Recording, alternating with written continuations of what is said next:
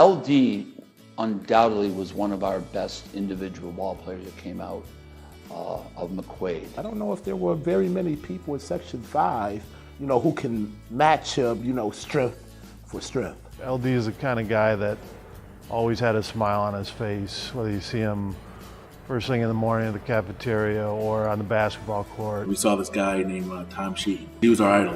We've never seen anything like it. There was a guy named Joe Binion that we loved, but then we saw Tom Sheehy, Matt Nesser, and we wanted to emulate those guys and be just like them.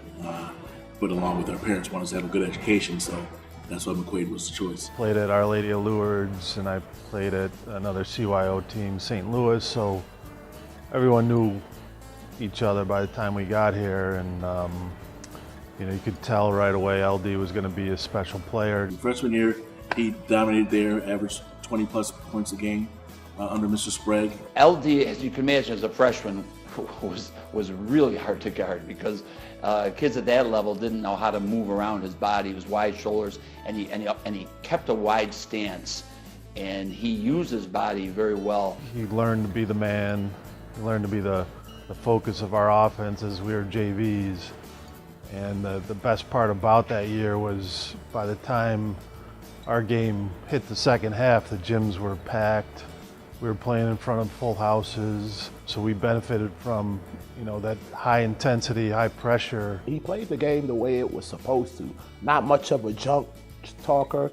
He just played the game, whatever his coach asked him to do, he did. What I thought separated LD was he had this inner intensity, and he was kind of aggressive, but on the outside, he just always seemed to be calm. On our team, we had two stars. We had Chris Tuck, who was about 6'4", 200, and we had Press Murphy, who was about 6'7", but the coach didn't want to get those guys in foul trouble, so they used me initially. And I looked at the coach like he was crazy, because I'm 6 foot. He might have been 6'3", 6'4", strong, physically imposing. So it was very, very, tough job for me. And I remember picking up 2 quick fouls, maybe within the first 3 minutes of the game.